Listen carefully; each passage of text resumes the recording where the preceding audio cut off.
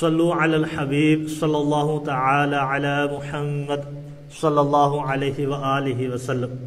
آج ہم ایک مسئلہ، اس کی وضاحت اور عوام میں مشہور غلط بات کے حوالے سے سنیں گے۔ سب سے پہلے مسئلہ سنتے ہیں، نابالغ بچے کا پیشاب بھی یہ ناپاک ہوتا ہے۔ مسئلے کی وضاحت کچھ ایسے ہے کہ بچہ اگرچہ ایک ہی دن کا کیوں نہ ہو، اس کا پیشاب بھی ناپاک ہوتا ہے۔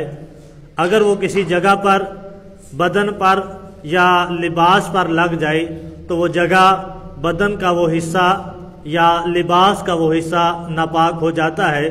جب تک ہم اس نجاست کو زائل نہیں کریں گے تو بدن کا وہ حصہ یا کپڑے کا وہ حصہ ناپاک ہی رہے گا، اگرچہ وہ سوکھ جائے یا اس کی بدبو ختم ہو جائے۔ بہار شریعت میں ہے، دودھ پیتا بچہ ہو یا دودھ پیتی بچی، اس کا پیشاب بھی یہ نجاست غلیظہ ہے۔ یہ جو اکثر عوام میں مشہور ہے کہ دودھ پیتے بچے کا پیشاب ناپاک نہیں ہوتا، محض یہ ایک غلط بات ہے۔